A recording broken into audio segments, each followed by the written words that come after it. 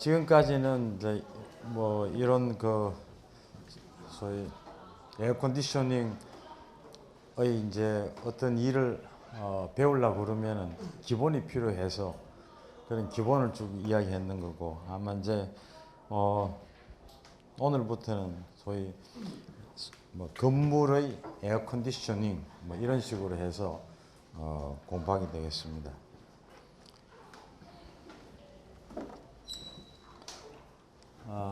이제 뭐 공기 조화란 무엇인가, 이제 이렇게 말로 하는 것은 뭐 이렇게 실내의 온도, 습도, 기류, 뭐 박테리아, 먼지, 냄새, 유독가스 뭐 이런 것들의 조건을 실내에 있는 사람 또는 물품에 대해서 좋은 조건으로 유지하는 것을 말한다. 이제 뭐 이렇게 말은 그런데 이제 그게 이제 구체적으로 어떤 거냐 하는 것은 이제 여러분이 조금 벌써 이해했을 겁니다. 대상에 따라서는 보건용 공조라고 하는 것이 사람을 위한 것이고, 공업용 공조 혹은 산업용 공조라는 것이 제품을 위한 겁니다. 그러니까 이게 이제 에어컨디셔닝 하면 일반 사람들은 냉방만 의미하지만 여기서는 냉난방, 그 다음에 여러 가지 기류 제어, 뭐 습도 제어까지 다 포함하고 있습니다. 이 계통도 이제 지금 보면은 여러분이 아주 쉽게 이해할 거예요. 내가 처음부터 이걸 내놓고 첫 시간에 아마 우리 중고사 시험 전에 이 과목 첫 시간에 이 그림을 내놓고 설명했으면은 아주 구름 같은 이야기였을 거예요. 지금은 이거 보면은 이해하겠죠? 뭐 이게 실내가 있는데 여기 뭐 공기 조화가 있고 뭐 공기 조화기가 있고 냉동기가 있고 뭐 하는 것이 지금은 아주 쉽게 보일 겁니다. 실은 이제 1학기 이제 중간고사 전에 공부했는 것이 이런 그림을 보았을 때 쉽게 이해하라고 이제 다 미리 사전 정보를 준 겁니다. 이건 더 설명할 필요 없겠죠, 이제. 이 정도는.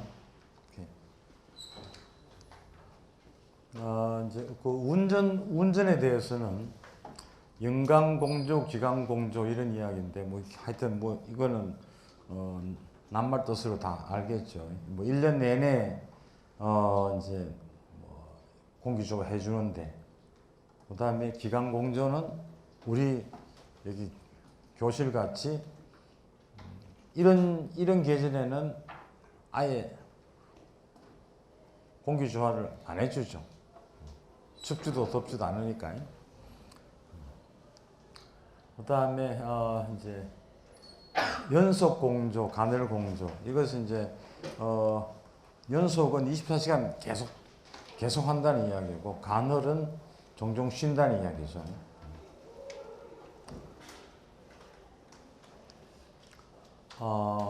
하여튼 이제 이 공기조화 시스템이 일단은 송풍기도 돌리고 냉동기도 돌리고 펌프도 돌리고 이러니까 에너지 사용이 많습니다. 그래서 이제 이 적정한 조건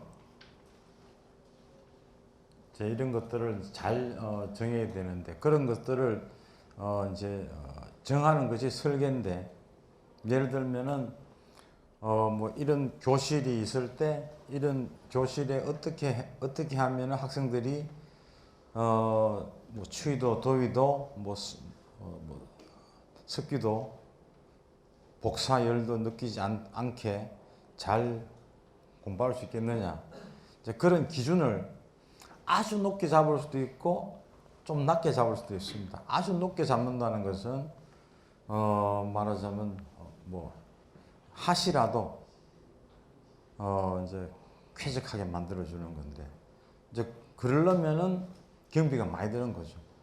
짓는데도, 설치하는데도 돈이 많이 들고 운전하는데도 돈이 많이 드는 거죠.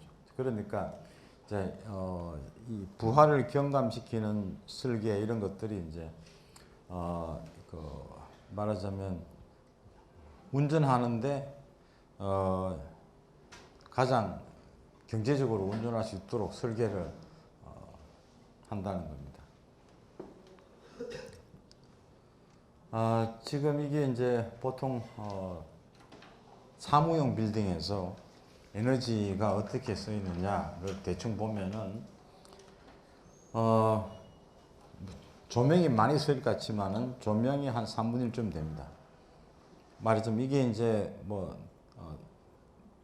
대부분 이 열원이라는 것은 전력이겠죠. 이때는 물론 이제 전력도 있고 가스도 있겠지만은 자 이제 이 말하자면 금액으로 환산하면은 이제 조명이 한 3분의 1이고 냉난방용 한 요것은 이제 열원용입니다. 요것도 공조 동력용 해서 절반 정도가 이제 소위 냉동기 돌리고 뭐 송풍기 돌리고 뭐 펌프 돌리고 하는 것이 전체 사무용 건물에서 한 절반의 비용이 나갑니다.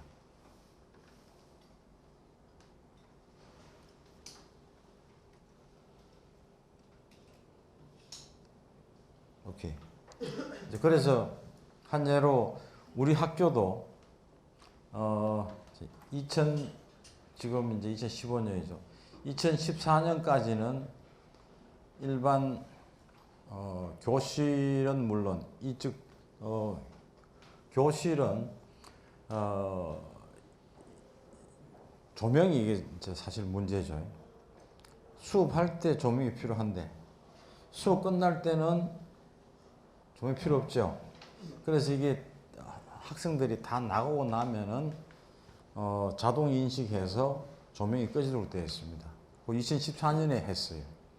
2015년 되니까 우리 학교에서도 어떻게 했나 하면은 각 행정 사무실, 교수실 다 포함해서 이제 냉방과 난방 때 이 전력이 하도 많이 들어가니까 이제 여름에도 어느 정도 이상 덥지 않으면은 우리 학교 내에 있는 모든 냉동기가 돌지 않게 했습니다. 그 다음에 겨울에도 예를 들어서 뭐 기온이 18도 이하로 내려가지 않으면은 난방을 못하게 해놨어요.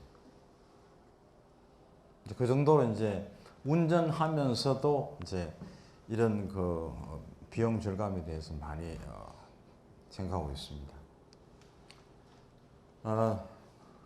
그래서 이제 이게 경비를 지불하는 사람은 말하자면 고용주는 가능한 한 돈을 아끼려 하고 거기에 근무하는 사람은 가능한 한 돈이 많이 돈이 고용주가 내니까 하여튼 자기는 편하게 써야 되겠죠.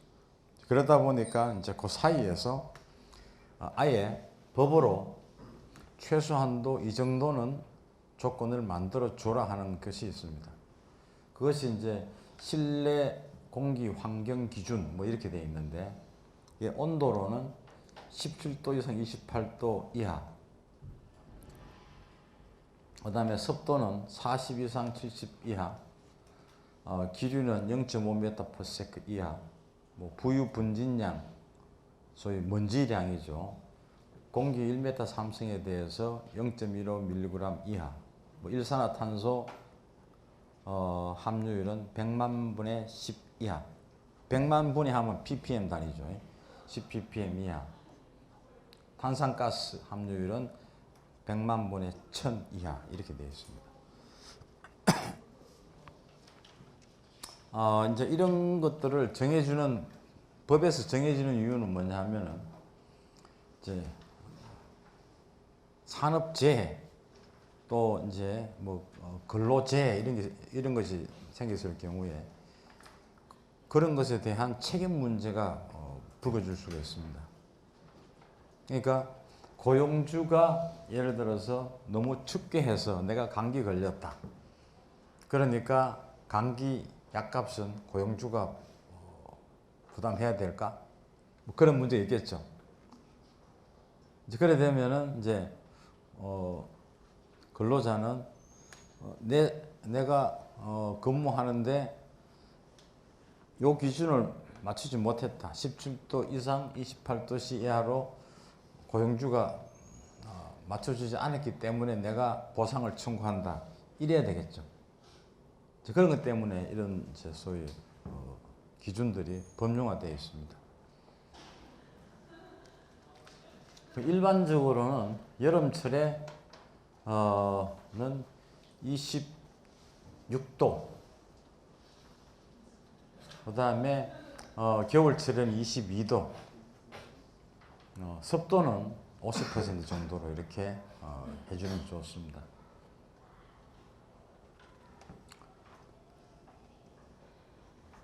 그러니까 이게 이제 겨울하고 여름은 이제 설계 조건, 여기 설계 조건이라는 것은 뭐냐 하면은 이런 그 교실에 냉난방을 해줄 때 이 교실을 몇 도로 유지할 것인가, 거기에 따라서 비용이 막 차이 나겠죠. 왜냐하면은 이 교실에 여름에 찬바람 보내주려고 그러면 냉동기를 사야 될 거 아니야.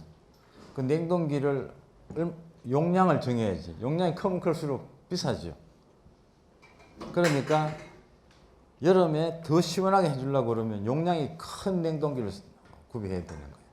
그러니까 이런 그 이제 설계 조건이라는 것을 정해가지고 아예 처음에 이 방의 목적을 이제 목적에 따라서 몇 도로 하겠다라는 걸 이제 정해 놓는 거죠. 이 방이 만약에 수영장 같으면은 여름철이나 겨울철이나 대충 몇 도로 해줘야 되겠죠? 조건을, 설계 조건을, 그러면.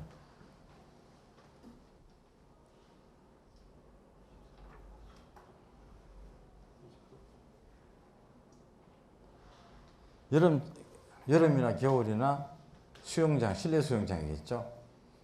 20도로 유지한다. 그러면 아무도 안 옵니다.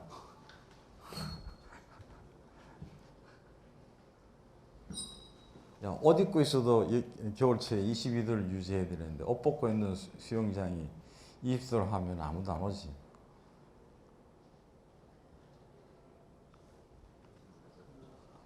좋아. 이제 그런 것들은 여러분이 계산해서 될 게 아니죠. 역학적 계산으로 되는 게 아니죠. 이제 그런 것들은 소위 이제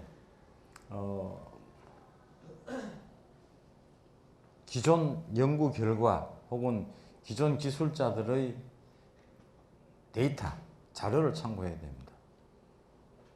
이제 그래서 실무에서는 내가 계산해야 되는 것들은 사실은 많지 않고요. 오히려 선배들이 했던 많은 자료를 어디서 어떻게 찾느냐 하는 그게 소위 말하자면 엔지니어의 실력일지 몰라요. 그럼 요도 이제 뒤에 나오면은 실내 수영장은 28도를 유지해 줘야 된다 이런 게 있습니다. 실내 수영장을 목욕탕 정도로 덥게 할 필요는 없겠죠.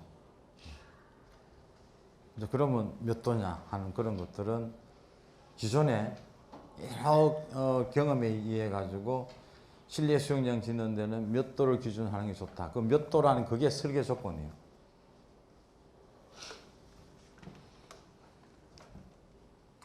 그 다음에 이제 실내 공기에 대해서 이야기하는데 사실은 실내 공기가 이제 사람 일상 섭취하는 것에서 공기도 무게가 있죠.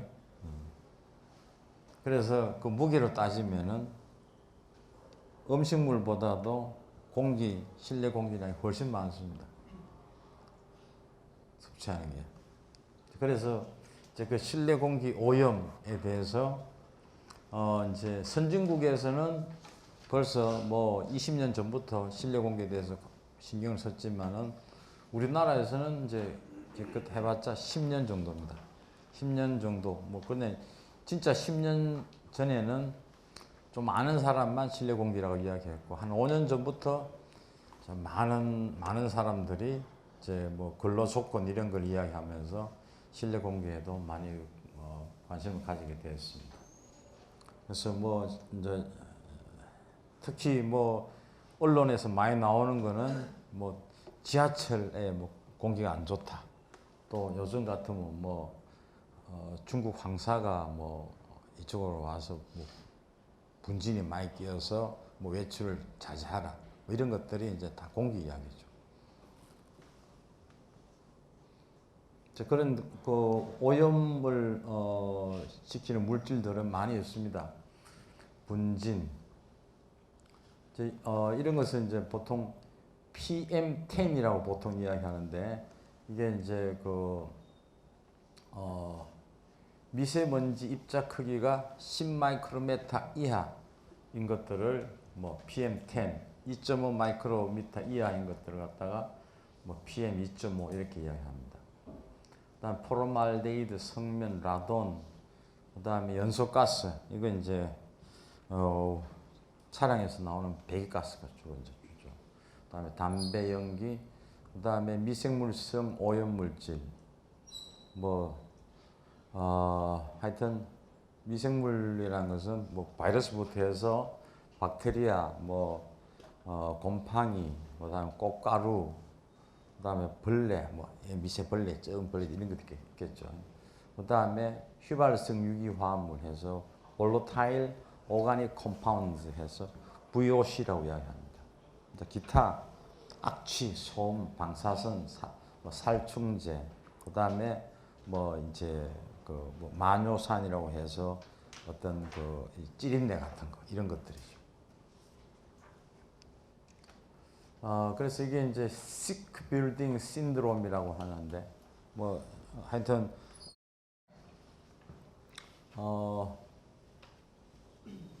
sick building 하면 하여튼 뭐 빌딩의 근무하는 사람으로 봐서는 아주 이제 좋지 않은 건물이겠죠. worst indoor air quality, 그건 실내 공기의 품질이 아주 낮은 경우에는 이런 sick building syndrome이라는 말을 씁니다. 그래서 이게 이제 빌딩이 sick 빌딩이면 그 안에 있는 사람도 sick woman, sick man이 되는 거예요. 그래서 이제 어떤 사람이 하여튼 빌딩 1년을 이제 운영하면서 여기에 시크 빌딩이 되지 않도록 벤틸레이션 하면은 이거는 완전히 이제 환기죠. 이제 공기를 바꿀 환자 환기하는데 1인당 $80가 들어갔는데 그것으로 인해 가지고 $480를 절약했다고 되어 있습니다. 이건 무슨 소리냐 하면은 1인당 $80를 투자해서 실내 공기를 잘 유지해 주니까 그 사람이 결건도 안 하고 일의 성능도 올라갔다. 그걸 돈으로 따지니까 $480란 말입니다. 그러니까 고용주로 봐서는 $80 투자해서 $400 벌은 걸로 되어 있습니다. 이제 그 정도로 이제 고용주도, 소위 건물주도 거기에 이제 말하자면 건물 내 공기질을 잘 관리해 주는 것이 자기한테 유리하다 하는 것들을 알려주는 겁니다.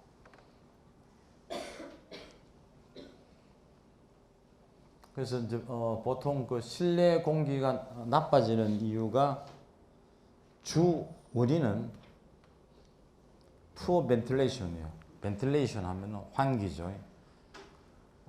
환기라고 내가 한글로 이야기할 때는 무슨 환자인지 알아들어야 됩니다. 이게 리턴 돼서 이게 서큘레이션 된다는 그런 뜻이 아니고 이때는 벤틸레이션은 갈아치우는 거예요. 나쁜 것을 버리고 새로운 것을 가지고 오는 환자예요. 그런 환기가 굉장히 중요하고 그래서 실내에서 이제 소위 그 뭐라좀 실내 공기질을 나쁘게 하는 이유들을 여기 쭉 적어놨죠. 그래서 뭐 내부에서 그 폴루턴트가 뭐 생기는 거, 그다음에 가구 뭐 여러 가지로 해서 하여튼 이제 되는데 가장 이제 주 이유가 뭐냐 하면은 환기를 안 해주는 거예요. 이 방도 사실은 별로 좋은 방이 아니라 했죠. 환기를 안 해주잖아 지금. 사람을 까딱 집어넣어 놓고 환기를 안 해주니까 조금 있으면 졸리는 거예요. 저는 벌써 주무시고 계시는 분도 있고. 이랬을 때, 이 외부에서 깨끗한 공기가 샥 들어오면은 아주 상쾌함을 느끼겠죠. 이런 방도. 그러면 다 깨요, 잠에서. 그리고 이제 이게 뭐 세계 보건기구에서도 이제 comfortable and health living environment를 해서 하여튼 뭐 세계 보건기구라 하면 하여튼 질병 통제를 위해서 이렇게 만든 기구죠. 이런 데서도 하여튼 그 indoor air quality IAQ indoor air quality 앞에서 이야기 안 했나? 하여튼 이게 IAQ요. 인도 에어 퀄리티에 대해서 많이 관심을 가지고 있습니다.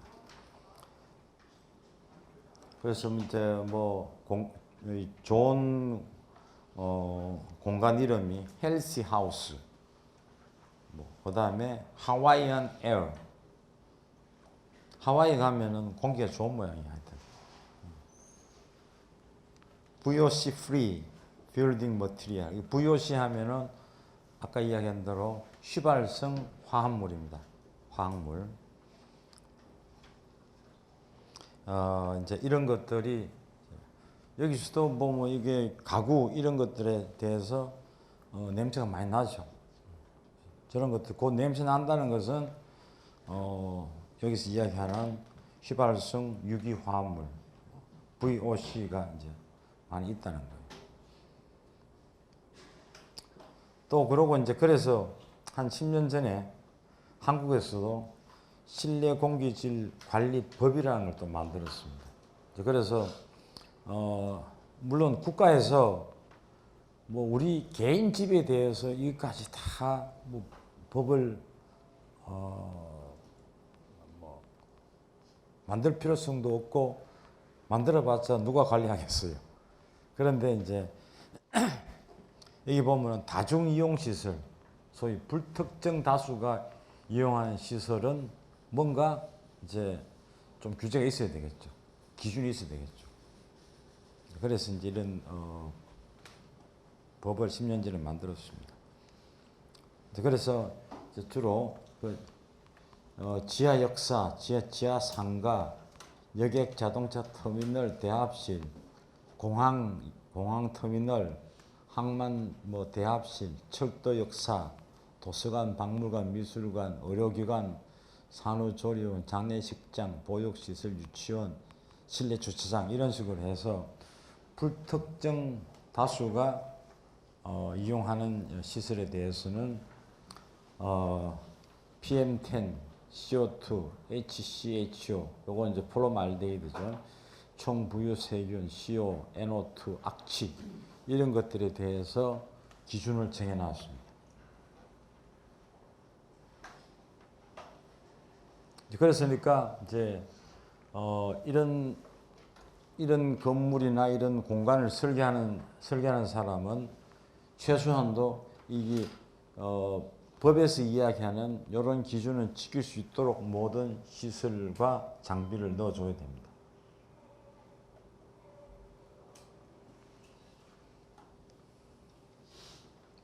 요 앞에서는 유지 기준은 지켜야 돼요.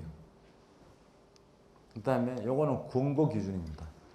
권고는 뭐 요걸 안 지킨다 해서 벌 주는 건 아닌데, 그러나 이렇게 하면 좋을 것이다 하는 것이 권고 기준입니다. 이제 하여튼 그래서 이제 여러 사람이 이용하는 그 시설에 대해서는 이제 실내 공기질을 이제 그 법에 따라서 지켜주게 되어 있습니다.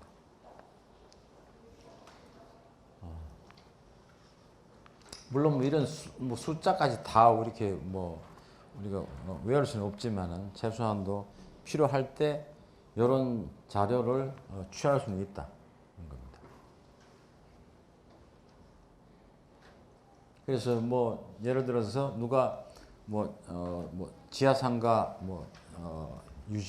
유지관리 책임자다.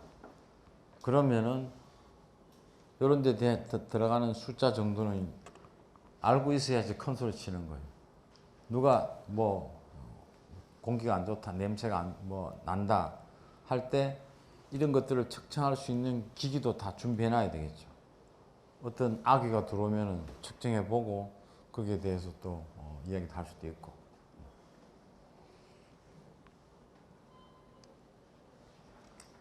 그래서 이제 이게 오염물질 제어 이런 것들은 이제 신축 공동주택 이제 소위 뭐 아파트 새로 지으면은 이제 여러 가지 이제 문제가 생기는데 아파트는 사실 이제 개인한테 분양해 주는 것이니까 그렇게 법적인 문제는 없어요. 그러나 이제 요즘은 사람들이 그 입주하는 사람들이 벌써 이제 실내 공기에 대한 그 개념이 위생관념이 높아지기 때문에 요구를 하죠. 그래서 하여튼 이게 국민적 관심이 이제 최근에 한 5년 사이에는 많아졌습니다. 그래서 이제 뭐 이 오염물질 발생에 대해서도 많이 이제 이야기를 하죠. 그러니까 아파트 지역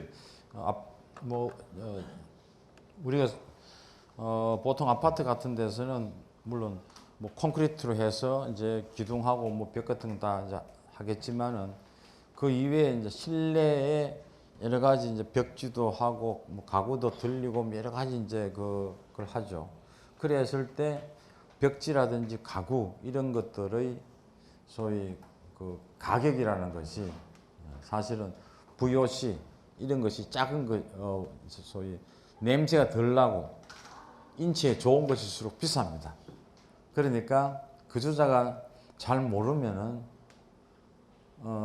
그런 것을 아주 싸게 냄새도 많이 나고 뭐 나쁜 가스도 많이 나오는 그런 것들 싸다고 거기에 들어가 놓고는 불평하면 안 되겠죠.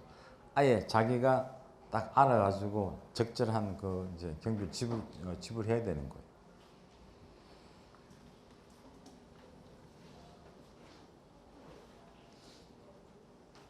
오케이, 뭐 이런 것은 이제 넘어가고 아까 이야기했는 적용시설. 그다음에 실내 공기질 제어 방법은 뭐 발생원을 제어한다. 하여튼 발생원 자체를 차단하는 것이고 또 생긴 오염물을 제거하는 것. 그다음에 생긴 오염물을 희석해서 이제 인체에 그렇게 치명적인 타격이 오지 않게 하는 거예요. 그러니까 요 뭐 희석 제어라는 것은 이거 무슨 뜻이냐면은 우리가 일산화탄소를 많이 마시면은 죽죠. 뭐 요즘은 그런 게 없는데 뭐 예전엔 종종 연탄으로 난방할 때는 연탄가스 중독이라는 게 많았습니다. 그래가지고 그것은 단시간에 아주 아까 여기 보면은 이 일산화탄소는 10ppm 정도가 이제 소위 맥시멈인데 그보다 한창 높게 마셨겠죠. 그런데 그것을 희석하면은 뭐 괜찮을 수도 있었을 거예요. 그러니까 이게 이제 인체에 이제 어떤 타격이 올 때는 농도가 얼마냐, 그것이 아주 중요한 거죠. 그러니까 뭐 일산화탄소를 마시면 죽는다, 이런 식으로 알아서는 곤란하겠죠. 어느 정도 농도를 마시면 문제가 된다. 그러나 일산화탄소가 지금 이런 일상 공간에서도 0. 몇 ppm은 있을 거예요. 일산화탄소가. 다 우리가 항상 다 마시고 사는 거죠. 농도가 낮으면 뭐 인체에 벌써 큰 해를 주지 않는 거죠. 그런데 이제 이게 보통 뭐 사람들을 이렇게 선동시킨 사람들은 뭐 일산화탄소를 마셔서 죽었다, 따라서 여기서는 따라서 이 공간에 일산화탄소가 있으니까 이 공간은 못 쓴다, 이런 식으로 나옵니다. 그러면은 논리상은 맞죠. 그러나 내부적으로 보면은 전혀 이제 오히려 현혹하는 수단이 되는 거예요. 우리가 뭐 이렇게 다육신 이런 문제도 그래요. 다육신 같은 것도 일정 농도 이상이면은 위험한 겁니다. 그러니까 낙엽을 태워도 다육신이 나와요. 그런데도 불구하고 뭐 다육신 마시면 다 죽는다, 이런 식으로 선전하기 시작하면은 숨을 쉴 수가 없겠죠. 그러니까 이제 이게 소위 기술자라는 것은 그런 그 어떤 농도 범위 이런 것들에 대해서 이제 다 따져야 되는 거죠.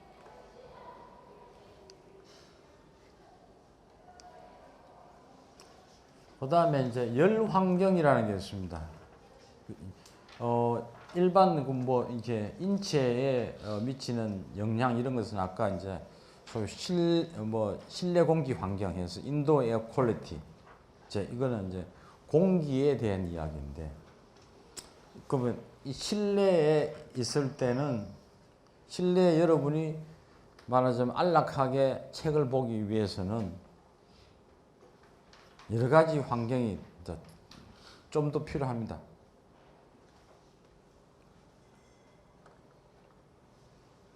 공기는 공기 측면이지만 열적인 측면에서 보면은 그때는 열 환경을 해야 되겠죠.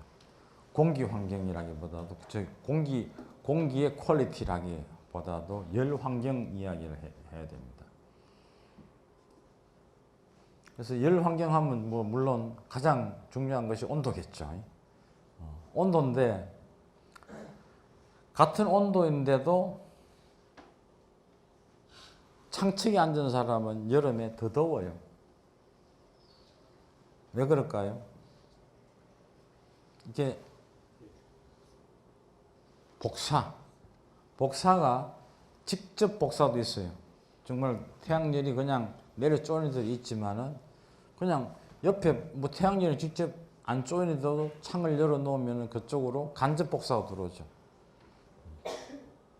그런 복사. 온도도 영향을 주고 복사열도 영향을 주고, 그 다음에 기류. 창문 열어 놓으면은 기류가 살랑살랑 들어오면 참 좋아요. 그래서 살랑살랑 들어올 때가 지금 하나도 안 들어오죠. 지금 저 창문을 열고 살랑살랑 들어오면 참 기분이 좋을 텐데, 거기에 우리가 표현하는, 한국말로 표현하는 살랑살랑이 0.5m/s예요. 그거보다 낮아도 불편하고 그거보다 높아도 불편해요. 습도도 50 내지 60%라 했죠. 그거보다 낮다. 지금이 좀 낮을 거예요. 지금이 낮으니까 뭐 마른 기침도 좀 나고 뭐 그렇더라고. 또 이제 여름 되면 습도가 또 높아서 골치 아프죠. 그래서 이게 열 환경의 주요 요소는 온도, 습도, 기류, 복사 네 가지를 다 합쳐서 이야기를 해줘야 됩니다.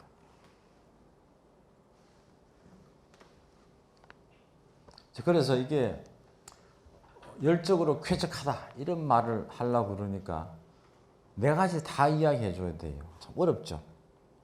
그러고 좀 번거롭고. 그래서 어떤 사람이 신유효 온도라는 말을 이제 그냥 온도가 아니고 소위 effective temperature라는 말을 이제 썼는데 이것을 이제 아슈레라는 것은 미국 공기조화 냉동공학회예요. 아슈레에서는 이제 이런 유효 온도라는 개념에서 신유효 온도 선도를 만들어서 제안했습니다. 그럼 이런 단체에서 요거는 이제 말하자면 기술자들 협회죠. 기술자 협회지만 우리가 번역할 때는 학회로 번역합니다. 하여튼 그래서 이제 거기에서 뭐 신유효 온도라는 것을 이제 정해가지고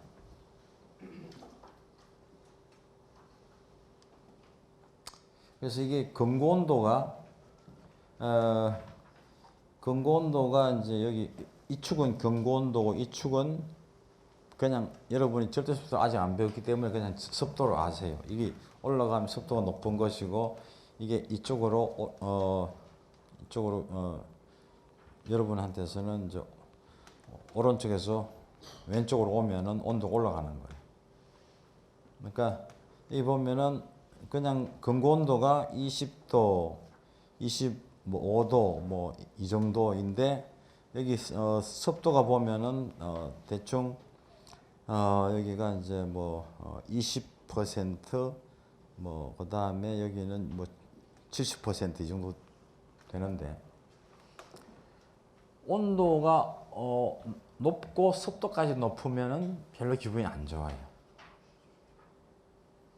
근데 습도가 높을 때도 온도가 좀 낮으면 또 괜찮아. 그런 것들을 다 고려해서 여기에 빗금친 부분이 있죠. 요 빗금친 부분은 그래도 좀 살만한 곳이다 이렇게 이제 보는 거고. 그래서 이제 요런 온도를 어떻게 설명할까 해서 모양이 이렇게 마름먹고로 생겼죠. 그래서 이때는 그러면 요런 온도를 한번 생각해 보자 해서 이걸 지나는 온도 이런 것들을 신유효 온도라고 이제 정했습니다. 그래서 예를 들어서 여기 보면은 뭐 근고 온도가 25도이고 여기가 습도가 여기 60%이면은 신유효 온도 25도다 이렇게 정의하는 거예요. 또 요 포인트 같으면은 근고 온도가 27도고 26도야. 26도이면서 그 다음에 습도가 20%다 했을 때도 신유효 온도는 25도다 이렇게 정의하는 거예요. 그러니까 이제 이것은 뭐 별로 중요한 건 아닌데 하여튼 아까 이야기한 대로 온도, 복사, 기류, 뭐 습도 이런 걸 다 동시에 이야기해야 되기 때문에 여러 가지 어려운 점이 있다 그런 이야기입니다. 지금 이 설명 오래 못하는 것은 이것은 다음 시간쯤에 이제 이야기해야 되는 그 차트 뭐 이렇게 석공기 선도에 그려놨기 때문에 그런데 석공기 선도를 배우고 나서 한 번 더 이야기를 하겠습니다. 또 이제 PMV라는 용어가 있는데 Predicted Mean Vote 해서 그것이 약자인데 이거는 이제 뭐 1970년에 덴마크의 한 교수가 이게 열 환경에 대해서 이 팽거라는 교수가 열 환경 전문 교수예요. 이 사람이 기류, 습도, 온도, 복사까지 다 이제 고려해서 뭔가 좋다 나쁘다 이런 지표를 하나 만들어야 되겠다 이런 생각했어요. 그래서 그 사람이 이제 제안했는 것이 PMV라는 용어입니다. 그래서 이제 인체의 열 수지라는 것은 이제 이 사람은 공학적으로 이제 그 소위 열 전달적으로 생각했는데 인체의 열 수지라는 것은 체내 발열했는 것이 땀으로 나가고 또 뭐 땀으로도 나가고 호흡으로도 나가고 그다음에 복사에 의해서도 나가고 또 대류에 의해서도 나가는 거죠. 그것이 남으면은 발열 이제 인체에서 생긴 열이 밖으로 다 나가줘야 되죠. 나가지 않고 쌓이면은 인체에 열이 올라갈 수밖에 없죠. 그럴 때는 이제 여기 L이 0이 아니겠죠. 이게 이쪽이. 그래서 이제 인체의 열 수지는 0인 것이 가장 좋은데. 그래서 이런 거 이제 소위 열 전달 측면에서 다 따졌습니다. 그래가지고 한참 이제 자기가 연구해 보니까 이런 식을 하나 얻었어요. 뭐 0.352가 왜 0.352인가 하는 것은 이 사람이 제안했으니까 하여튼 뭐 제안해놓은 논문을 보면 알겠죠. 이 사람은 아마 통계적으로 해서 여러 가지 이제 실험을 했을 겁니다. 나이에 따라서 뭐 10대부터 60대까지 해서 또 뭐 남자, 여자 뭐 해가지고 인종도 여러 인종 해가지고 실험을 뭐 아마 수백 번 했을 거예요.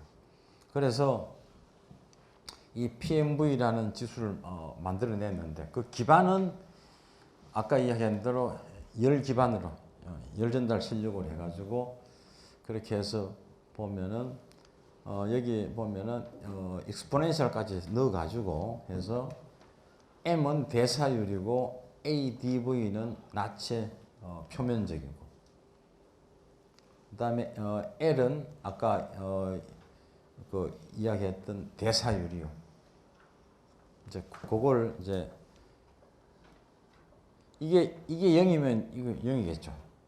그래서 대사율 해서 플러스 마이너스해서 남지 않으면 가장 좋으니까 이게 0이면 0은 이제 좋은 여기 PMV로서는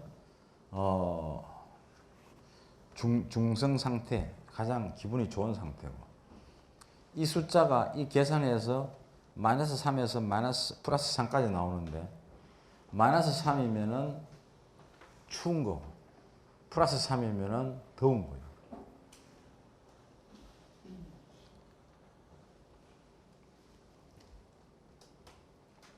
그래서 이제 건물을 지어 놓고 PMV를 측정을 합니다. 그 PMV를 측정하는 계기들도 있습니다. PMV를 측정해 가지고 이게 마이너스 2다 하면은 춥다. 플러스 3이다. 아주 덥다. 그런 뜻이에요.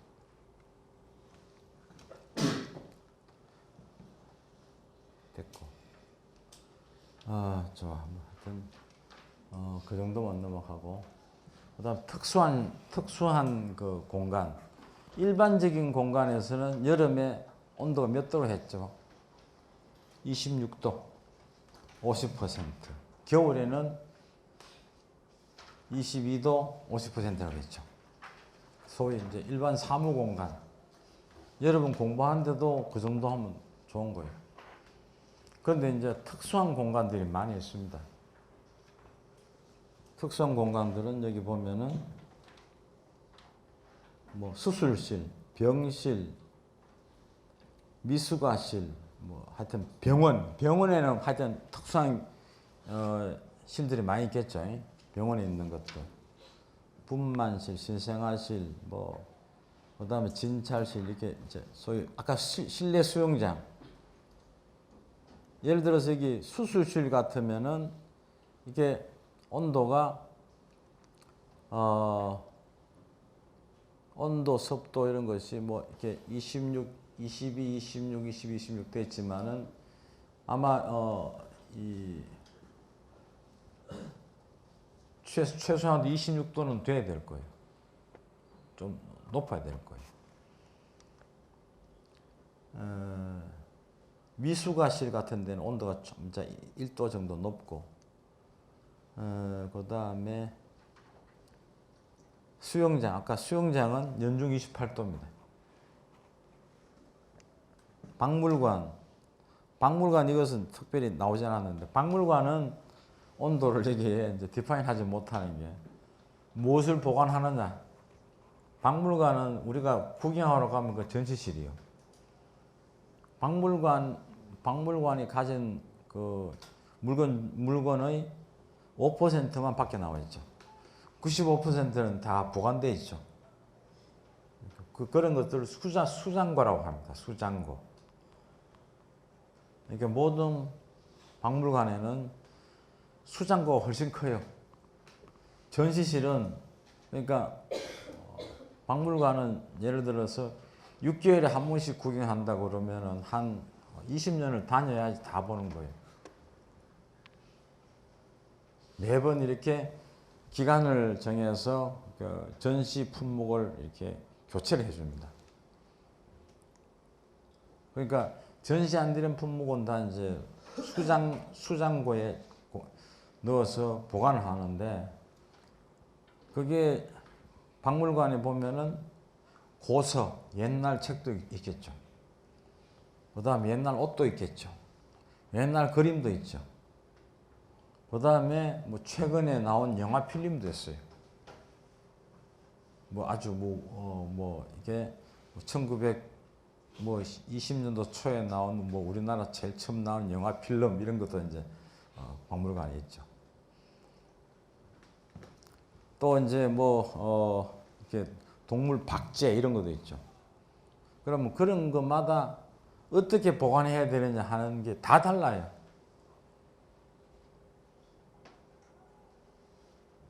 그래서 이제 박물관에서 보면은 이제 그것도 기술자들이 있습니다.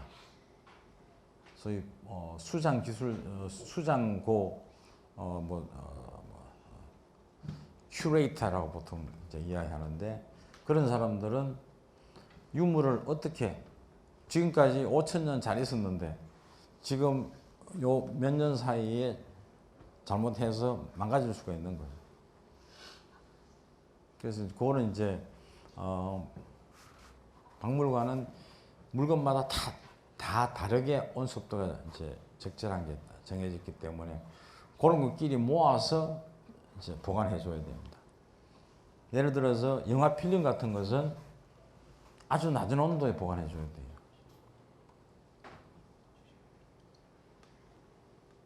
또 이제 목재로 만든 거, 나무로 만들어진 어떤 제품이 있다 하면은 그런 것들은 습도를 항상 높게 유지해 줘야 돼요. 습도가 낮으면 나무가 깨져 버려요.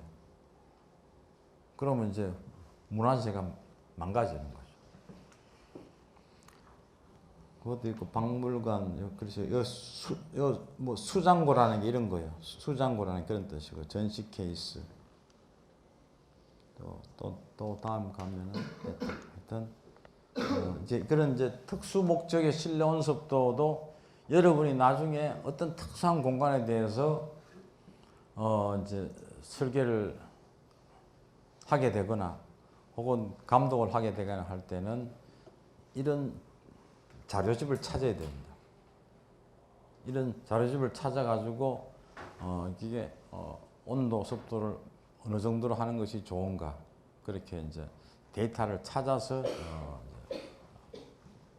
그게 맞도록 설계를 해줘야 됩니다. 그 다음에 표면 결로 방지를 위한 온습도. 이건 표면 결로라는 것이 이제 가장 흔히 보이는 것은 새로 입주를 했는데, 아파트 같은 데 입주를 했는데 이상하게 천정에 새카만 곰팡이가 피어가지고 벽지가 다 망가진다. 그래가지고 민원요금 그렇게 난리를 치죠. 그게 결국은 뭐냐면 거기에서 곰팡이가 왜 쓸었느냐? 그 물기가 있어서 그런 거죠. 왜 물기가 있느냐? 이제 여러 가지 이제 원인이 있겠죠. 콘크리트가 덜 말랐다. 그러면 계속 콘크리트가 마르고 있는 도중에 입주를 했다면 그거 마를 동안에는 기다려야 돼요. 할 수 없이. 또 그런데 또 그런 것도 아니고 다 잘 말랐는데 그렇다 하면은 이건 이제 표면에 결로가 생긴 거예요. 그 표면 결로라는 것은 노점 온도 이하로 표면 온도가 내려갔다는 이야기죠. 그럼 왜 노점 온도 이하로 내려갔느냐? 단열을 해야 되는데 단열 그렇죠? 이제 콘크리트 벽만 있으면 되는 거 콘크리트 벽과 그 벽지 사이에 스티로폼을 몇 겹을 하든지 그렇게 열을 차단시켜 줘야 되는데 단열을 안 했는 거예요. 그러면은 이제 단열을 하나도 안 한 건 알겠죠. 규정 이하로 단열재가 비싸니까 그냥 흉내만 내고 그냥 벽지 발라버린 거지. 그러면 그게 이제 그쪽에서는 계속적으로 소위 결로가 나오게 되고 거기서 곰팡이가 쓸고 그런 거예요.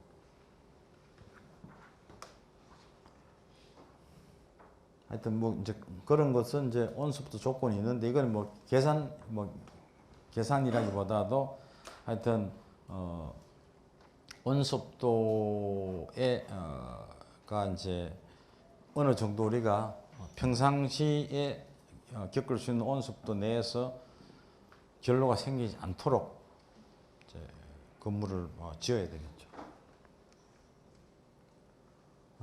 그래서 이게 이제 결로를 방지하기 위해서 외기 온도가 마이너스 10도라면은 열 관리율이 이제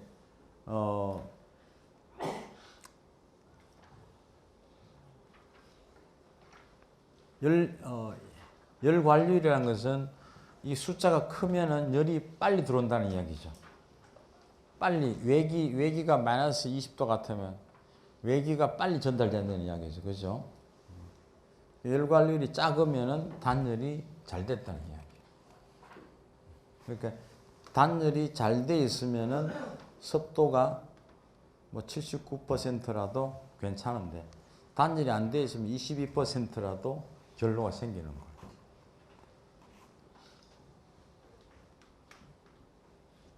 그다음 대전 방지. 대전이라는 것은 이게 정전기 이야기예요. 보통 습도가 낮으면은 정전기 발생이 많습니다. 그래서 이제 반도체 공정에서 일하는 사람들은 반도체 그 공정 안에 들어가면 이렇게 마스크하고 옷 입고 하여튼 이렇게 먼지도 막고 여러 가지 이제 그 오염물질을 막는 옷을 입죠. 옷을 입는 데다가 또 끈을 하나 달아놨어요. 끈을 달아놔가지고 저 바닥에 끌리게 되어 있습니다. 그 끈이 사실은 그 전선인데 그게 몸에서 이렇게 행동하면서 나오는 정전기가 항상 그게 방전되도록 되어 있습니다. 그런 게 없으면은 이렇게 잘못하면 이렇게 손을 대면 탁 타고 정전기가 튀는 거죠. 그러니까 그거는 이제 그런 정전기는 우리 일상생활에서는 괜찮지만은 그 미소한 이 전자회로를 다루는 때는 그 전자회로가 망가지는 거예요. 또는 수술실에도 수술에 임하는 사람들은 그 소위 수술 요원들은 다 정전기 방지를 합니다. 수술을 하는데 사람 장기에 이제 수술하면 신경 같은 게 다 노출되죠. 그랬을 때 정전기가 거기 들어가서는 망가지는 수가 있습니다. 그래서 여러 가지 이제 그런 대전도 이제 특별한 경우에는 정전기까지 고려해야 됩니다. 됐고 그 다음에 공업용 공조. 그건 이제 공장 같은 걸 지을 때는 어떤 공장이냐 따라서 필요한 조건이 다 다르겠죠. 그래서 이제 공장을 지을 때는 공장의 종류가 전기, 전자, 뭐 액정 제조, 자기 헤더 제조, 프린트 배선판, 포토 리소그라피, 뭐 확산실, 반도체, 검사 조립, 뭐 화학 처리 이럴 때 보면은 온도, 습도가 다 정해져 있습니다.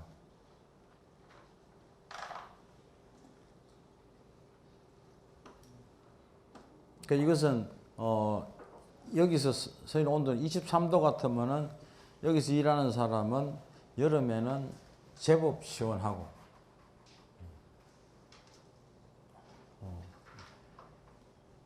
겨울에는 약간은 뭐 춥겠지. 그렇지만 이건 이제 액정 제조실이니까 할 수 없는 거죠. 여기 이제 인쇄 공장, 필름 공장, 담배 공장, 제과 공장이 쭉 있는데 여러분 좋아하는 초콜릿 공장에서는 온도가 18도로 유지되어야 됩니다. 그러니까 여름에는 아주 시원하고 그래서 춥겠죠. 이제. 추울 정도고.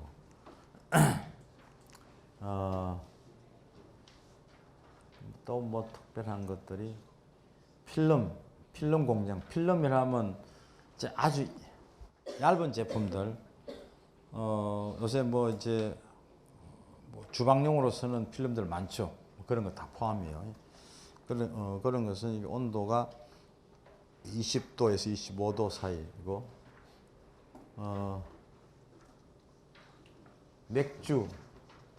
맥주는 뭐 발화실에는 12도, 17도, 발효실에는 6도. 이게 다 다른 것 같습니다. 하여튼 술 만드는데도 이제 그 어떤 과정마다 이 온도가 다 필요 온도가 다 다르고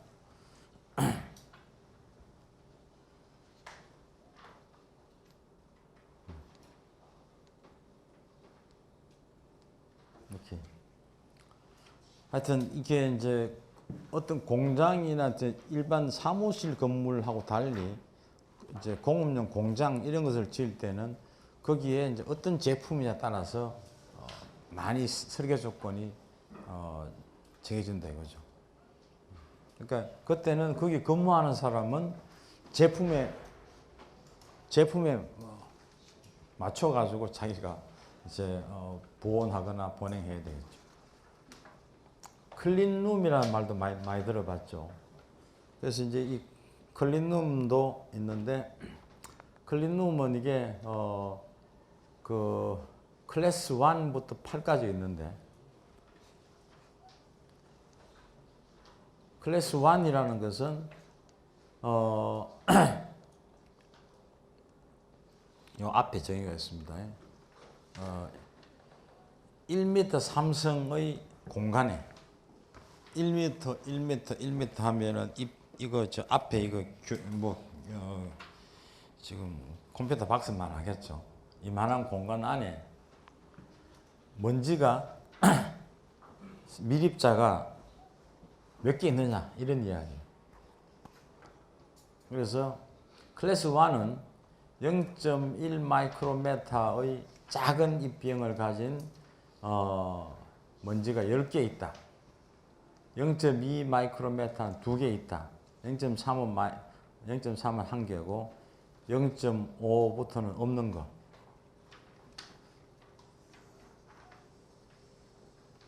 그런 것들을 클래스 1이라고 하는데 요런 클래스 1 등급의 청정실은 거의 없습니다. 거의 구현하기 힘들고 보통은 1000개 정도는 있습니다. 요게. 그래서 요것은 지금 클래스 1, 2, 3, 4로 나가는 것은 ISO 기준이고 ISO라고 알죠. International Standard Organization에서 하는 거. 미국에서는 미국대로 또 미국에서는 페더럴 스탠다드로 해서 이제 클래스를 만들었는데 미국에서는 이게 또 이렇게 1, 2, 3, 4를 하지 않고 이제 뭐 1000, 만 이런 식으로 숫자로 했습니다. 그래서 그 미국에서의 클래스는 클래스 만이라는 것이 이제 여기서 클래스 6에 속합니다.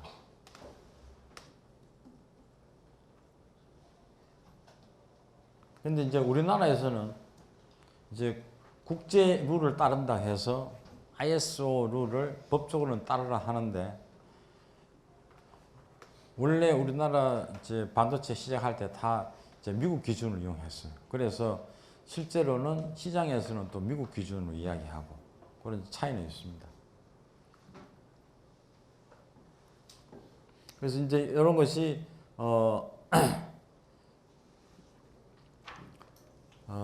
지금 10의 8승계라고 하면은 이게 몇 개죠? 10의 8승이 1000만 개지? 아니다. 1억 개냐? 1억 개. 그러니까 이제 작은 것들은 1억 개가 있고 여기 클래스 8 되면은 뭐 5마이크로 이상은 뭐 3만 개 있다는데 여기가 우리가 일상적으로 거주하는 공간이에요.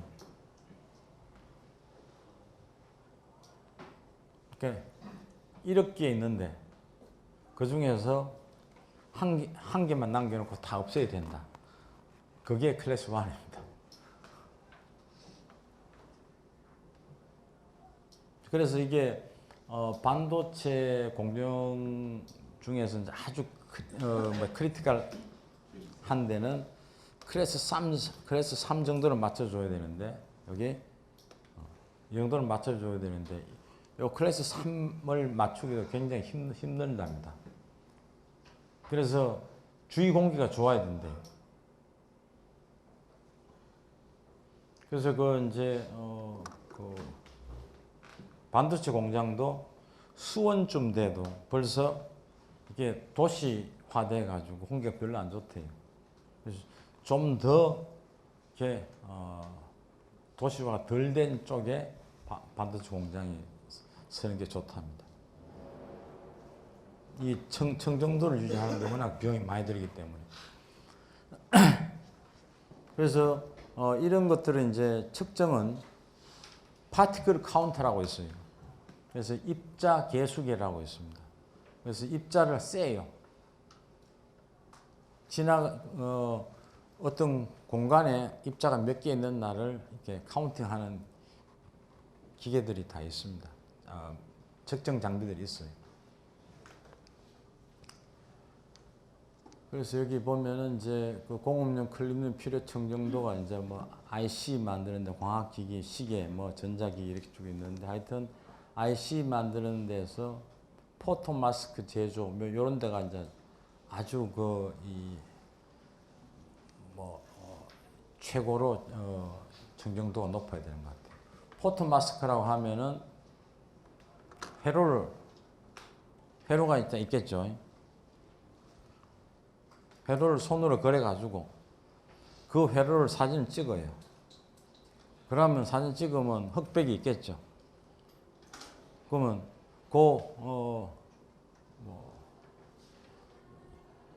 사진이 인화된 데는 예를 들어서 뭐 구리 입자가 침착되고 인화가 안 된 데는 구리 입자가 침착이 안 되고 그러면 그 선이 생기는 거니까. 근데 그게 원래 사람이 그린 사진보다도 10만 분의 1로 줄였다. 그러면 이제 사람 눈으로는 도저히 회로가 어떻게 생긴지 안 보이겠죠. 그러나 이제 광학적으로는 구분이 되겠죠. 아주 대형 확대기를 쓰면은 그 줄이 보이겠지. 그 줄과 줄 사이가 요새는 마이크로메타라고 하잖아. 그렇지? 그 선과 선 사이가 1마이크로메타인데 1마이크로메타 먼지가 거기 앉으면은 쇼트가 일어난다. 그런 뜻이죠. 오케이. 오늘은 이 정도로 해서 이제 이론의 수업을 마쳤습니다. 다음 시간에 보겠습니다. 네.